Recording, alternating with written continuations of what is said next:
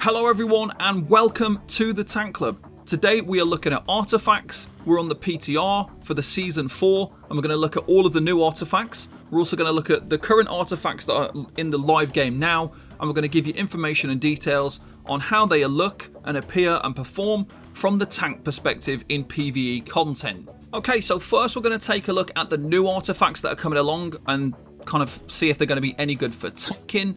One of the first ones is a brand new shield called Gladiator. This is a round shield, and it's going to give you the perk of Jagged Spikes. When you are hit in melee, inflicts bleed on your attacker, dealing 10% weapon damage for 10 seconds. So bleed damage actually helps to increase your threat against enemies, so that's kind of nice. We've then got Diminishing Shield Bash and Fortifying Shield Rush, both on a shield. Now, you can't usually put both of these on a shield, so this is very unique in the sense that you've got both of those on there. One of the problems there is that Shield Bash isn't really that useful. It's not a great skill. It's not something you typically use. Fortifying Shield Rush is a skill that you would use, which is great. And then obviously it's got Keenly Empowered and your other perk as well. So overall, I don't think this is going to be something that's going to be super important for tanks as we move into Season 4. But it is something there that's quite unique in the fact that it's got those two things, and Jagged Spikes is going to improve your damage. The next one is an ice gauntlet called Deep Freeze, and Chilling End. Frozen, rooted, or chilled enemies take 15% additional damage on both of your weapons.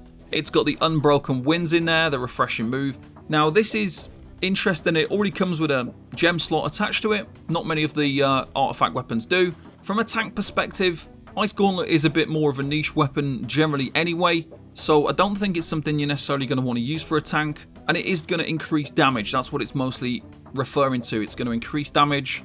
You get the Unbroken Winds in there, so it's not something ideally for a tank. The next one is the Life Staff, and we've got Vengeance. And when you successfully heal, gain 1% damage for 10 seconds, which stacks up to 20 times. It also comes with some Keen Beacon, some Refreshing Move and Enchanted. Once again, in terms of tanking, maybe not something you would typically use. Maybe if you're going for more of a hybridized Paladin build, it is something you could use in there because it's going to give you increased damage, while also being able to heal, so that is an option, but not for your typical kind of mutation tank build. And then the last new weapon artifact that we've got is Bolt Caster, and this is a bow. It's going to do Electrified, 99% of damage converted to lightning, and lightning damage is increased by 20% on both weapons, so similar to how the other ones work, like the Spark of Molnir and things like that, so it's very similar to those. The difference with the Bolt Caster, however, is it comes with the next one, which is Bolt. Lightning damage versus full health targets inflicts a 0.5 second stun, and Shirking Lightning, which after dodging an attack, your next hit within 10 seconds deals 45% base weapon damage as lightning. This does seem like a really good bow, but not necessarily something you're going to use as a tank. But if for some reason you did need some range damage, it does look like a pretty decent bow. When we move on to the armor, this for me is going to be potentially an extremely strong piece of gear. So we've got heavy armor, some heavy footwear, the Unmoved. This is going to provide you with unmovable. You cannot be displaced. I find this super interesting because New World, for me, from the beginning, has always been more of a game that's not very accessible for tanks due to aggro and collision being two of the biggest issues. Collision seems to have mostly been fixed, but this unmovable perk here could be unbelievably strong in the fact that it's just going to prevent you from being moved. So in those fights where bosses clip through your character or push you around the floor, wearing these potentially is going to prevent that. And that is going to be incredibly strong. Now, you do have to think about, how is this going to work? Are you going to use the Unmoved, or are you going to use the Void Dark Plate? So there is some things there where you've got to weigh up your options. Maybe you'll just have to switch between them in different scenarios depending on the fight. But these look to be like an extremely strong option for a tank. These are definitely something you are going to want to pick up as we hit Season 4. The fact that it also comes with some Grit Ward as well is great. Physical Aversion is okay as well. So a really, really good, strong footwear piece. Another new one is some light gloves, Quick Draw Gloves. You're immune to damage for 0.5 seconds after you weapon swap. It's got a 12-second cooldown. We've got Refreshing and Freedom on there as well.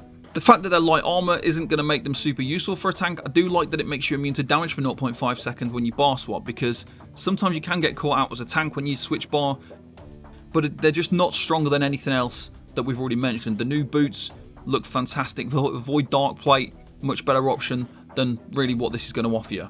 Next, we've got another light armor piece. We've got Koya's knee guards, and these are going to give you reinforced kneecaps. Incoming ranged physical attacks deal 33% less damage to you.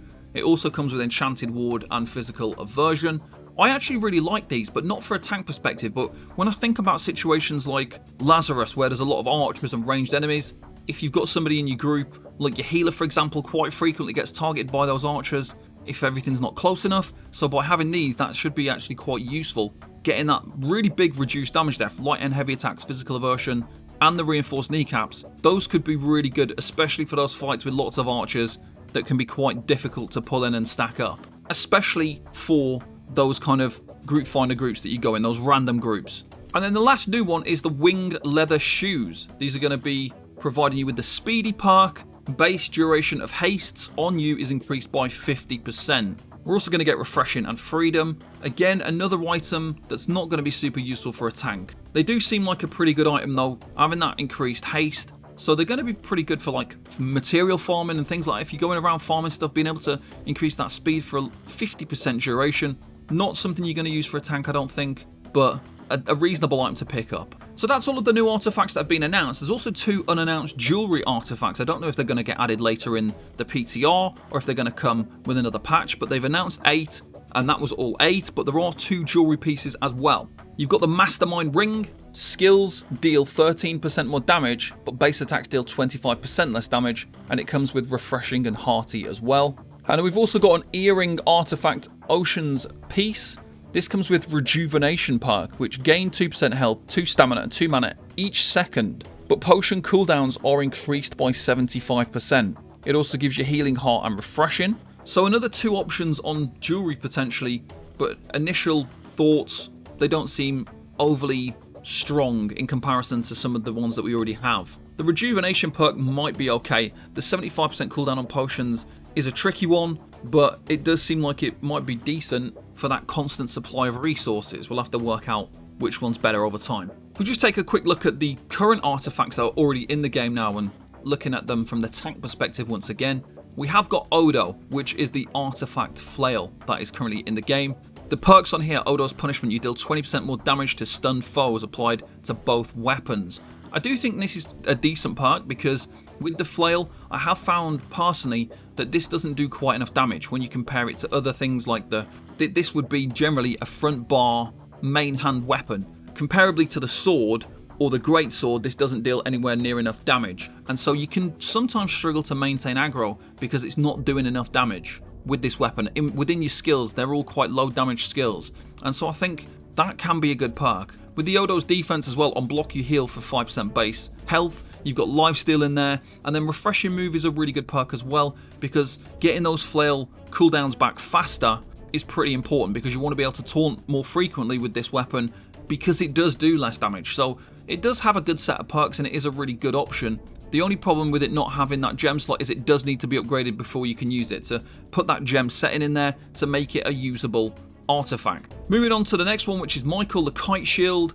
Refreshing cleanse cooldowns reduced by 5%. That's a pretty nice perk. On block you lose 1 debuff. You got counter attack on block, gain a 30% in power. Healing defense, when you block you heal. Some lifesteal in there. Now I do think if you're looking for a shield that's not a tower shield, something that's less defensive, something that's more offensive, this actually does seem like a good shield to get. I would say that if you want to be more of an offensive tank, getting Michael is probably a nice option, because it is going to allow you to just kind of dish out a bit more damage while still having a shield available but being less defensive. So I think it's something that's worth picking up for a tank, but something that's not essential. If you want to be more of a defensive tank, if you may be a newer player, obviously this wouldn't really be as good of an option, but it's something that can be used for that more offensive style of play. The problem you do have here is that shields classify as armor. So even though you see them in the weapons tab, they classify as armor. So you can't use an armor artifact along with a shield artifact, and that really is a bit of a problem. Next we got the wall, and the wall is on the live server bugged. You don't get what it says you're going to get. So we've got shield wall here, which gain 5% base damage reduction. You cannot dodge but have 33% more stamina. The chromatic ward, you take 25% less damage from all elemental sources. It's also got sturdy on there and keenly fortified, so it's a very defensive shield. Now when I'm doing M3 content and I'm rushing through with a good group as well, I'm not really reliant on blocking. I'm there and I'm dodging attacks, I'm dodging damage, I'm avoiding damage. In this game, block sustainability just doesn't exist. There is no reason to really block attacks over dodging, because dodging, you can dodge 3 times to avoid damage. Comparatively, if you block an attack, you can maybe block 1 or 2 major attacks, and that is going to absolutely tank your whole stamina. Your whole stamina bar is going to go from 1 heavy attack from 1 major boss. So it doesn't really make sense to block attacks when, if you dodge, you could do 3 dodges, and in that time as well you might have regained some stamina, so maybe you could dodge more times, because you're not going to dodge 3 times back to back. Whereas, like, if you block 1 major attack from a boss, you'll likely be block broken, and then you've got to wait again, you're going to be taking a ton of damage. I can't really see the value in not being able to dodge. I do think this is something worth considering depending on your playstyle, because you are able to face tank more damage. If you're just going to town on the boss, you're not going to be able to block, you're not going to be able to really sustain block, and you can't dodge. So you are just going to have to be able to face tank damage. If you are kind of stacking grip ward, if you are using this and you've got reduced damage, then potentially for face tanking and dishing out more DPS, this could be somewhat useful, because you are able to be offensive by using this, because you're going to get damage reduction, quite a lot of damage reduction, 5% base damage reduction, and you take 25% less damage from all elemental sources. That's what it's supposed to give. So there is a defensive aspect there. Now, you could block some of the big attacks, obviously you're going to have to so you don't die, but you're just going to have to really time your blocks and follow it up with a heavy attack to try and proc your attribute passives to get your stamina back so that you can then block the next attack. Moving on to the Spark of Mjolnir. I've already talked about this in a previous video where we looked at it from the tank perspective. I personally don't like this, but I understand why people do. That Mjolnir's blessing, 99% of hammer damage is converted to lightning, and you deal 20% more lightning damage from both weapons. I don't like this weapon because I don't really see the point or the value of the damage conversion to lightning. I also really dislike the fact that 2 of the perks include Mighty Gavel. It's forcing you to use a skill that I don't feel like is a very good skill. So I do not like this. I also don't think Refreshing Move is a good perk for a hammer when you've got 2 passives that reduce your cooldowns by 7% already, so there's no need for that perk. So there's a lot of waste built into this hammer that, for me, make it something that's not worth using from the tank perspective. But obviously you're more than welcome to use it if you want to. You can't attach a gem slot to it as well, which is just another issue for another day. Next we've got the Butcher, which is the artifact sword. We've got Hemorrhage, bleeds last 33% longer, works on both weapons, Jagged Whirls, Whirling Blade inflicts a bleed as well, Empowering Whirling Blade's on there as well. So this is a good weapon for damage. The damage output on this is great. Whirling Blades is a really good skill for a tank. That bleed is going to help you to maintain aggro because it does inflict a certain level of threat on there as well. So the Butcher is a good weapon, but it is very much damage focused. So the fact that it doesn't have Refreshing Move in there, I would be more inclined to use a sword that has the Refreshing Move perk rather than use the Butcher. Now, like I say, it's a good damage sword. You're going to be able to dish out more damage by using it. So that is definitely something that's on there as an option to use. I'm personally not going to use it because I really like to have Refreshing Move, just because it helps me to get through the harder content, especially because I run mostly with random groups. So I can't rely on them for everything, and I have to rely on myself sometimes for sustain and survival. So by doing that, having Refreshing Move on there for me is a vital perk for the sword, because I'm able to get my Defender's Resolve back faster and my shield charges back faster, so I can be buffing myself up with that 35% Fortify from Fortifying Shield Rush. I'm able to buff myself up with Defender's Resolve so I can become basically immortal when those 2 things are running together. And then if there is a situation where I'm not being healed or I'm having issues with my group, then I'm able to keep myself alive. And with Refreshing Move, I can use light attacks to generate those skills back faster. And the Butcher just doesn't have that option with that perk. So if you want to push more damage, give it a consideration, but generally, I think you'd be better off just getting a different one. Next, we've got the Artifact Hatchet. Thrown Mastery. Thrown Axe projectiles reduce all skill cooldowns by 25% on your axe. You can put a gem slot on this one, and you've got Empowering Rending Throw. Refreshing Moves on there as well. To a certain point, I do think this is a kind of a good one for newer players, because I do have a beginner tank build for New World that includes using a hatchet. I didn't put the artifact on there for accessibility reasons, but I do think it is decent because we do have an axe throw skill on that build, so you'd have 25% reduced cooldowns, which is a pretty nice thing to have in there. I don't usually have Rending Throw as one of my hatchet skills, but it might be an option because it is a good skill. It's just not something that I usually put in there, but yeah, you could use that if you wanted to. especially for like those newer tanks looking to reduce their cooldowns for their hatchet skills. It's a decent weapon to get. We've got an artifact, Great Axe, the Abyss.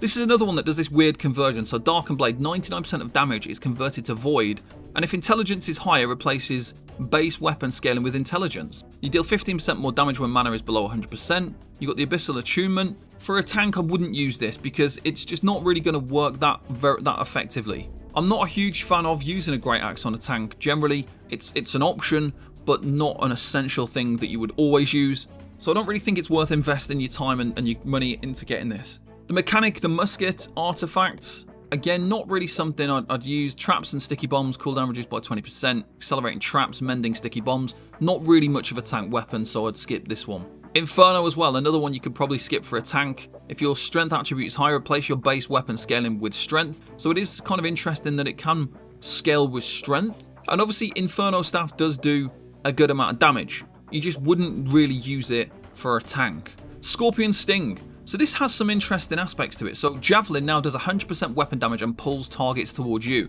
Now the pull on this seems to actually be really quite far. So that makes it a very useful skill in my opinion. Now Javelin isn't a skill I'd usually use, and it is a bit frustrating because you are going to lose a good spear skill to have to slot Javelin. But if you are doing ad pulls, this actually does pull stuff in. I've seen other people use it. This is usually used by a damage dealer, but it's something you could have some application for, especially in those expeditions where enemies are really spread out, because you can pull stuff in from quite far distances. So if you go and stack all the melee enemies on one archer, and then there's another archer on the other side of the room, you might actually be able to pull that on top of the other one and get them both stacked together. So it does have some functionality there.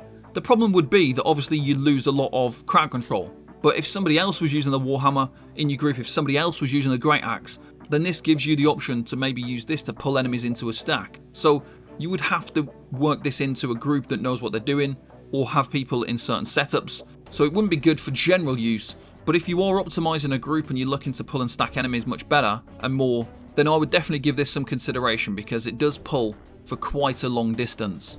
Next we've got the Finisher, which is the Rapier artifact. Finisher Harmony, attacks against bleeding targets deal 15% more damage and reduce Flourish cooldown by 5%. So it's got Deadly Flourish on there as well. Rapiers are generally not a tank weapon, so it's up to you if you wanted to use something that's going to dish out some damage. Obviously this is going to do a lot of damage, but generally from a tank perspective, you're not going to use the Rapier because it doesn't really give you much benefit from a tank, but it does do some really good damage. We've got the Void Gauntlet Life Taker.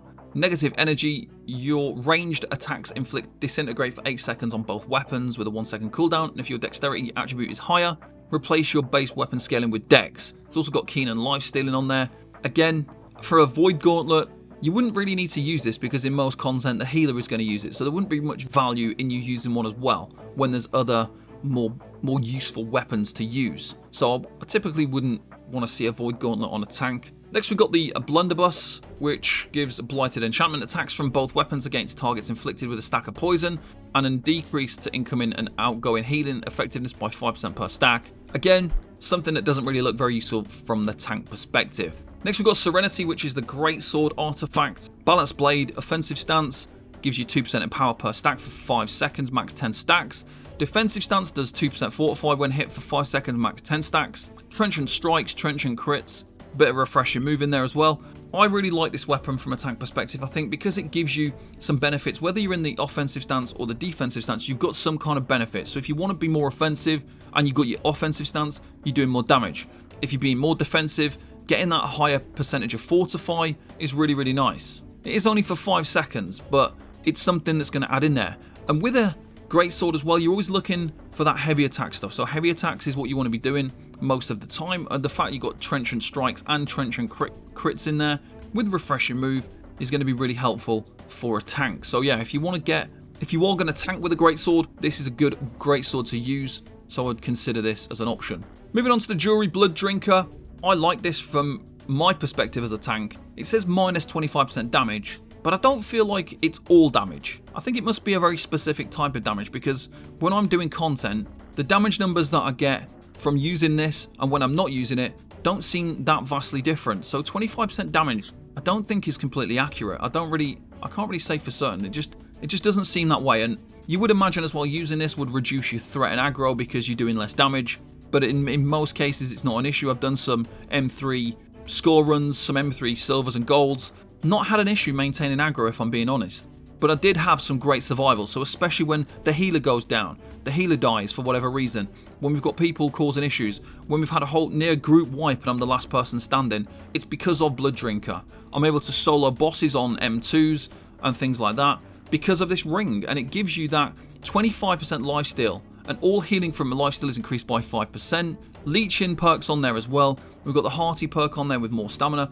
So I really like this, but it is going to give you less damage somewhere. There is some less damage. There is a bit of less damage. So you could have issues if you're not kind of making use of maybe some alternative sources of threat, maybe some hated, maybe some despised on your earring. Maybe those are things you've got to consider if you're using this. But in most content, I've not found it to be an issue. And I personally really like this. We've got Ankh, which on the PTR has had a bit of a reduction. It's not as strong as it used to be. We are going to get Center of Attention. Consumable, lifesteal, and outgoing heals are 25% weaker. So that's a considerable amount of reduced healing. But all other healing is 25% stronger. So basically everything that you can do is going to be 25% weaker, and everything you receive from your healer is going to be stronger. So yeah, in a situation where you're doing group content, you've got a good healer, they're placing all the healing in the right places, you're gaining a lot of benefit from that. There's probably still some kind of use for it. Comes with divine as well and health. The only issue being is things like, as you can see, there's got frozen protection on this, but you can only have one Ankh artifact. So you can't have one with frozen, one with flame, one with nature. You can't have multiple of these with different different protection perks on. So it's not really worth it. So I personally wouldn't really use that just because I like to have those protection perks on my amulet.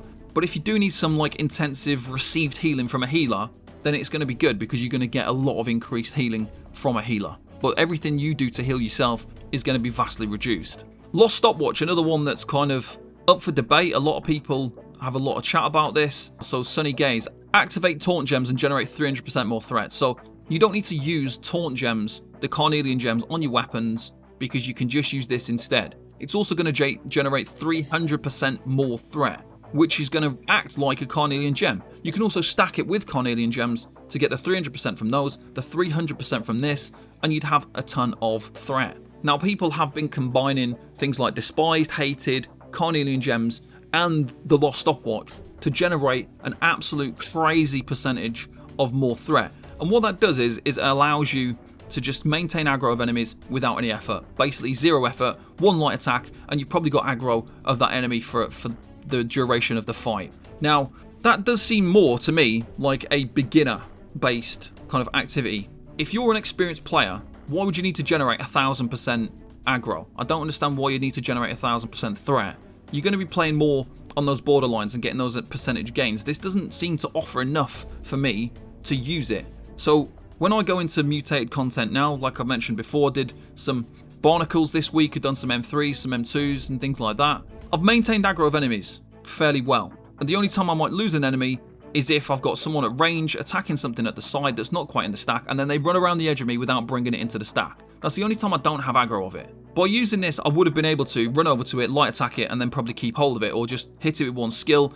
That would have kept aggro of it. But the typical situation is I've got aggro of enemies without an issue. So I don't understand why people are calling this best in slot when you could just maintain aggro through outputting damage and outputting skills and light and heavy attacking. This isn't essential, in my opinion. It's not best in slot, but it's a good option, especially if you're having trouble with taunt, if you're having trouble with threat, if you're not maintaining aggro of enemies, if enemies are running off, if you're really bad at crowd controlling and things like that, then obviously take this as an option because you are going to be able to hold that aggro for an incredible amount of time. You've now got this bit in there though that says base damage is decreased by 5%, so you're going to get less damage when using this. It also comes with that Purify perk, which is fine when you are hit while below 50%. You lose all debuffs. It's got a 90-second cooldown. It does not trigger off persistent damage, dot effects, or blocked attacks. So very specific type of damage. I don't personally like that as a perk. You've also got the health perk on there as well. So, but I don't think this is generally a great one to use. You could quite easily not use this and just use a typical amulet that's got protection, health, and another perk on there. So it's not essential, it's not best in my opinion. Others might think differently, so take with that what you will. If you want to use it, especially, definitely use it if you're struggling with aggro though. Endless Thirst. Healing consumables are 33% stronger, but the healing potion cooldowns are 40% longer. It's a weird piece of gear. Like, for an artifact, are you really gaining that much benefit? So your consumables 33% stronger. It's healing consumables specifically as well. If you had to choose, like, an artifact, for example, let's say you're using a flail, you wouldn't use Blood Drinker with a flail because you can't really afford to lose 25% damage when you're using a flail because it already does quite low damage. If you then have no trouble maintaining aggro and you don't want to use the Lost Stopwatch, well, what do you use? So Endless Thirst becomes an option with some weapons just because if you're going to use an artifact and you want to use an artifact, then this might be possible. But it's not generally that great and not something I'd particularly want to waste materials upgrading. Right, next we got Grey Wizard's Hat, 100% max magicka. It's not something that's worth using for a tank. Unyielding, it's got a PvP perk, so not useful for tanking in PvE content. The Jinn Head Wrap reduces the base duration on non-crowd controlling debuffs on you by 20%. Obviously that sounds kind of decent, but again, it's not something that's really great in comparison to other options that we've got. The Nimble Coat reduces max cooldowns by 8%. That's quite a nice perk. That is quite nice, but you're going to lose so much armor by using a medium piece on the armor there. So it's not generally something you'd want to do because you are going to lose a ton of armor to gain cooldown reduction by 8%. It does have refreshing and health in there, so the perks aren't bad. It is something that you might consider if you want to play more of an offensive tank and be reducing those cooldowns. Now we've got the Void Dark Plate, which I think is a really good tank option. The Dark Reinforced, your armor's increased by 20%. Makes you very defensive. We've got Enchanted Ward in there and Physical Aversion as well, and you can add a perk on to the end of that. This for me is a really top quality artifact for a tank. The difficulty is going to be for next patch in Season 4 is, do you use the Void Dark Plate or do you use the Unmoved? Now the Unmoved isn't going to give you as much of a defensive option, but for those specific fights where you're going to be sliding around the floor, you might have to chop and change and switch these around. So you're going to be probably using the Void Dark Plate in most situations for reducing your damage, but then the foot piece would be for those fights that push you around. But yeah, the Void Dark Plate is a great piece of gear. That increased 20% armor. If you look at the armor in the bottom corner there, it gives you a huge gain to that increased physical armor down there. So we're nearly at 4,000, 3,734. Definitely worth using for tanking. So it's going to give you a huge amount of armor. It's definitely worth using for tanking. So I would give this one a go if you want to try and be more tanky. You got Featherweight, which this armor is weightless. Pretty decent if you maybe want to use a shield on a healer or something, I don't know, but it's not really that good for tanking. Magnetic Gauntlets, the Heavy Gloves, crit chance increased by 50% but crit damage reduced. Yeah, it's going to be good for damage based tanking, but I don't think it's something that you'd really want to use. The Ghoul Gloves, when you hit a foe that is below half health, transfer 1 debuff. Again, the fact that it's medium armor, not really that useful. I don't think it's providing enough benefit to consider using it and upgrading it. Freedom, so stun, slow and root effects. Base duration is reduced by 20%. You also get Freedom on there, and we've got Enchanted Ward. This is another piece that I don't think is like best in slot, but I do think it's like an optional thing. So if you've got a specific fight where there's a mechanic that you do get a stun or a slow, then this is something you could switch in and use. So I think when you really consider the options, the Unmoved for fights where you slide around the floor and you get pushed about by bosses, Freedom for those attacks where you get stunned or slowed or rooted to kind of reduce those durations, and then you Void Dark Plate for like your general damage reduction in general situations. Those are like really the 3 best options. The Attuned Leather Pants, these are quite easily to like get hold of, and I think they are good as well. Medium legs, obviously you do lose a bit of armor there by using them, but you do gain a ton of attributes. So Magnify, 40% Magnify, increasing those stats, but then you get Well-Rounded, which puts 10 onto all attributes. So if you don't have the other ones, especially if you don't have Void Dark Plate, then the Attuned Leather Pants is probably like the next best option with the health, the Elemental Aversion, Refreshing if you could get those perks on there with that Well-Rounded. I do think they are a decent option to help you to kind of buff up those max attributes. Not absolutely essential, but because this is way more accessible than everything else, definitely something that's worth wearing if you've got it. Got the Tumbler Feet Wraps. Shirking Blessing, successfully dodging an attack gives you 15% in power and 25% fortify for 5 seconds. You also healed for 200 plus 2% of your max HP.